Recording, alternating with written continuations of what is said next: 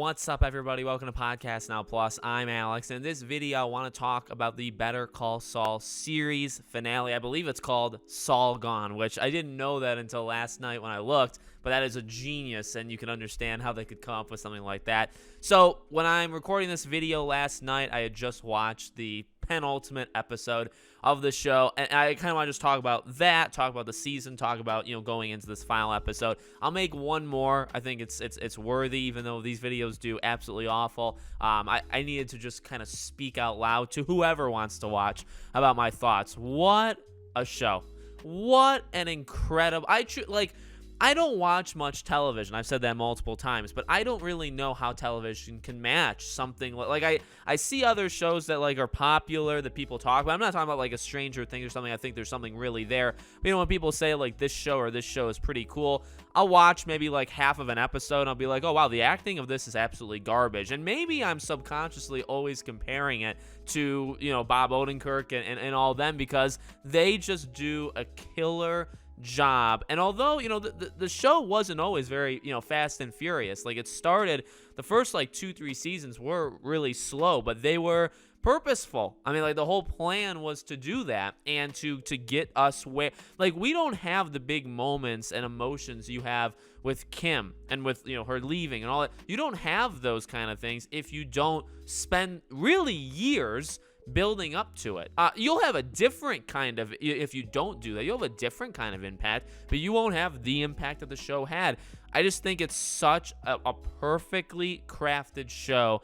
And then specifically, this season, it was kind of slow at times. They did some weird stuff with some of the earlier episodes that I will be honest, I wasn't even in full agreement with. But then when they decided to put the foot on the gas pedal, with Ignacio, with Nacho, right? With I guess the mid-season finale, with the second half premiere. When they want to go, they can cover so much ground in a single episode. It's actually nuts. And specifically, even when you're going through his scheme of robbing the local Macy's equivalent, in the mall, it's that is a phenomenal. I saw an article that said that was the worst episode that Better Call Saul has ever had, and I'm they don't understand. I guess they don't understand television, which is not shocking coming from mainstream media reviewers. But that episode was phenomenal, truly, and then it just kept getting better. So now we reached the second to last episode, and I was at a loss for words. I've been at a loss for words a couple times. When Lalo pulls the gun and shoots Howard, my jaw, not even my jaw, my jaw normally doesn't drop when I play games that shock me. My heart kind of sinks. And my wife actually told me yesterday, because I watched the episode, and it was at night. And then back by the kitchen, I was walking just back and forth. I was on my phone, but I was I was just thinking about the episode. I was walking back and forth, and she asked me, she said, "Why are you being so weird?" And I was I'm just trying to process what I watched. Literally, that's kind of how I do it. I don't remember how I processed a lot of the big moments in Breaking Bad, and I watched that in a binge format. I watched, I believe, I watched the first 5 seasons all within a 2-week span. And then I watched the final season, I watched that individually every week. And I think my heart sank multiple times in the shootout towards the end, and then obviously the finale. But for this, it's when that happened with Howard, or the episode that it really doesn't seem like all that much is happening, and then Kim leaves him at the end, right? A couple episodes ago, was what the heck did you just do? In a good way. It's what? The episode didn't even really seem like it was going that way, and then obviously it did. And then these episodes of mixing it with the I mean, I love the cameos. I love what they're doing with the tying in the Breaking Bad era and then tying it back with the present. I think they're doing, honestly, about as good of a job as you could ever. Even when Mike was talking to him and they were making references to Gus and stuff, it's perfect. It's the best blend of, because Better Call Saul is trying to do its thing in the past, and then in the future that Breaking Bad doesn't get to, and then now it's it's blending. It's doing such an amazing job. Now we reach the end. What's gonna happen? What I think about that final episode. I mean, you always kind of knew that it was gonna fall back to Marion, right? Where it's she's so nice, and it's a weird little arc or thing that they're doing with her, and then how it connects to Jeff and all that stuff. So it's well, you're gonna probably have to do something with her. But to have expected that she would be the one literally to bring the House of Cards down, I can't say I saw that coming, right? Truly, I thought it was, because of the way they've been jumping around, I thought it was probably going to end with the house burglary, and he would be caught or he would do whatever, and they would fill in the rest of the time of this episode and the next episode with flashbacks and all that kind of, you know what I mean? They'd fill it in creative ways. When in reality, they decided, well, let's make it just one of the most tense scenes you'll ever encounter, right? Where he gets cocky, and not even cocky, because I think that, you know, they've talked behind the scenes, like, he's doing it on purpose, you know, Saul, or, you know, whichever version of him you want to say. He's doing it on purpose where he wants to push it to the very end and see how far he can go before he's caught. And that's like that. So I wouldn't necessarily, like, you get the sense, or I get the sense, right, that he's pushing his luck, but I think he's doing it, and the way they say it again, he's doing it more purposely than it's just like the way he is. Like, I think he actually knows what he's doing, and he knows I should leave now, but I'm purposely not going to, because I want to see if I can get away with like one more thing, and then I'll leave. And that obviously, that was very tense. The outside car situation, the cops were very funny, right? That was a very, very funny scene. So, you know, that whole situation, the Kim stuff was awesome. I really hoped, and I guess I thought it was going to be in the finale, that we would hear, because, you know, when you see him talking to Kim on his end, he's screaming, he's very, like, emotive, right? He's animated. And I was hoping that we'd be able to hear what he was saying to her in the finale, that they would actually go back to that scene and show it. And in a way, I almost was right, because they did it an episode before, and they did it from Kim's perspective. You hear, you know, Jimmy or Saul, but you don't see him, but you did see him in the last episode, so you know he's getting very animated. I love that conversation. I also love signing the divorce agreement, and he's just like, he literally doesn't care when he says, like, okay, like, have a good night, have a nice life, Kim. I love that. It's like, you know, the whole arc with that, and again, they talked about that with Kim leaving, and then her talking to Jesse and stuff. It's like, you know, Saul is not the man that she knew, even at that point, and then obviously he continues to get worse into becoming Gene, and then he becomes even, you know, in a different stratosphere. But I actually, like, understood, and I don't know if that makes me kind of bad, right? I understood, like, he tried to negotiate with her in terms of her staying with him as much as he could. And of course, it was like both of their faults about like the breakup, right? But like I kind of understood almost entirely. I understood, like, you know, when he's putting his feet up on the desk and he's asking about Florida, and he's like so excited to sign. He's like, you know, just kind of like get out kind of mentality. And I really like that about him, because it's like, you know, I don't know if I would have been any different if I would have had a relationship in the same way that ended. Why would, you know, to be nice? Like, he is kind of, and when he called her, you know, he starts nice. He basically just wants to hear her voice, right? He just wants to talk to her about anything. It could be anything. And then when she says, turn yourself in, that sets him off, right? Where it's like, why would you ever tell me to turn myself in? We're too, I don't remember he said smart or good for that, like to throw our lives away.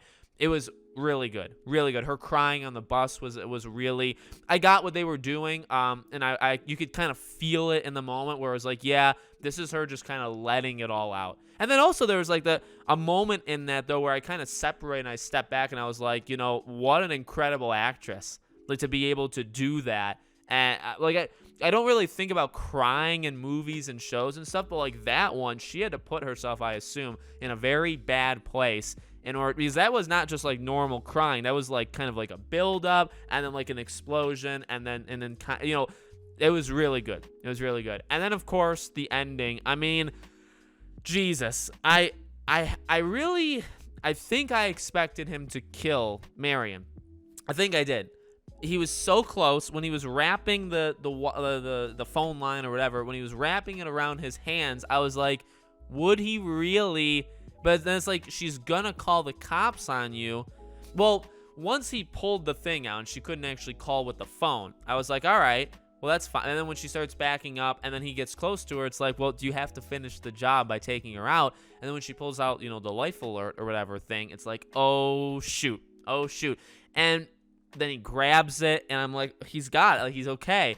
I assumed he would grab it, like, rip it off, and then he would book it. Kind of like how he did, but not with her calling the cops. But then obviously when she says, like, I trusted you, and they've talked about that too, I trusted you, that broke, that opened his eyes, that he, the monster, it opened the human part of him up, and then, he let go, but then she did it anyway. And even that was such, like, the whole, if you think about how that entire scene played out, I think it could be my favorite scene of the entire, like, I'd have to think about it because there's a lot of great scenes, right? But in terms of, like, him coming in, and then, like, she closed the computer, and then, like, he sees, and they do like a close-up on his face, right, where he hears the whole, like, Saul Goodman thing, and then he said, do you think that's me? Because it's not me. And it's like, so, he's trying, but it's like, okay, well, the voice is the same. You look relatively the same. Like, it's not, unless she has dementia, she's going to be able to piece it together, right? You're not going to be able to convince her.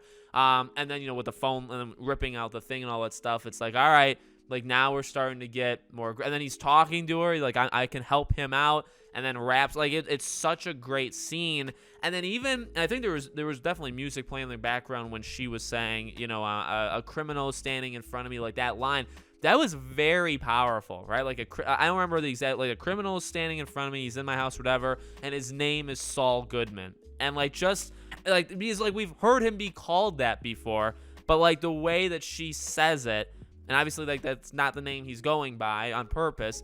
And, like, just the power that those words have, and then he books it. It's incredible. It's incredible. So, as for the finale, dear God. I mean, okay, my prediction, at least for him, there's only two ways it goes, is that he gets captured and he gets arrested. And people did point out, like, he's the only one that would be arrested, because, like, Jesse, they even made mention, like, Jesse's escape, he basically did escape. Now, he can never, like, live a good life or normal life or come back, but he did make it out, so he escaped. Walt, is dead, Gus is dead, Mike is dead, like, they're all dead. Nobody's actually served jail time for the stuff of Breaking Bad. In that core group, nobody's in jail. This is a legal show. So I get that argument. So I would imagine he either gets caught and serves life in jail. So, the ending of Saul Goodman's story is he's in jail for the rest of his life until he's dead, or he kills himself. I know they've talked about him doing these things to get caught again, like because he's not having fun, like, but I don't know where that line gets drawn, right? It could be like a Walt thing because Walt never really got there. Walt had always thought of it, but that it never, like, the cards were not in play for him. For Saul, it's like he's not happy. He's living a fake life. Kim is, gone. He doesn't like the Cinnabon thing. He's doing these, like, con jobs that are fun in the moment, but he's going to take them too far. He wants to, he doesn't like it. He wants to get caught. But the thing is, when you're actually faced with being caught by the police, like in this final episode, when you're actually faced with being caught, and that's it, like, you're going to get caught and you're going to go to jail forever. And then when Kim says that basically to him, like, you should turn yourself in, he gets very, again, mad and defensive about it. So the question I have is, yes, I think, subconsciously he is doing it to be caught, but does he want to be caught? Will he do kind of what Walt never did, where, like, you're going to play it so close, it's almost like you want to get caught, and then do you let them actually catch you? Or do you keep pushing your luck and keep taking to the next level like Walt ended up doing? Like, what do you do? And that's where I don't know where, will he let the police capture him, or will he do something to himself? I can't imagine he escapes. I just can't imagine he escapes again. That would definitely be the most, like, it's odd because, like, of course I don't know. Like, I've seen articles being written that, like, fans don't want him to get away with it. I mean, it's that gray area, just like with Walt, where, like, you're cheering for the bad guy, like you're cheering for a bad person in Saul, but, like, I do want him to escape. Does that make me a bad person? I want him to escape. But I feel like ultimately it's like, well, that is the least likely option. Now, maybe that's the one that they go with, but I feel like that's easily the least likely option. The more likely option is he gets caught one way or the other. No matter what, he's going to get caught. And then does he let them take him in, or does he do something else to himself to stop that? Like, what will they end up doing? Those are, to me, the only two options. And I guess Kim will be in the final episode. So I imagine the big question is, would they do, like, another fast forward? Like, if he goes to jail, would they do another fast forward where he's in jail, or just, like, Kim come to see him in jail? Like, do they do something like that where it doesn't end, because, like, even the way Breaking Bad ends, I mean, it's a very powerful, and it's definitive, and it, like, you almost want them to go a little bit more in the future of where they ended for Breaking Bad, but they could do it with Saul.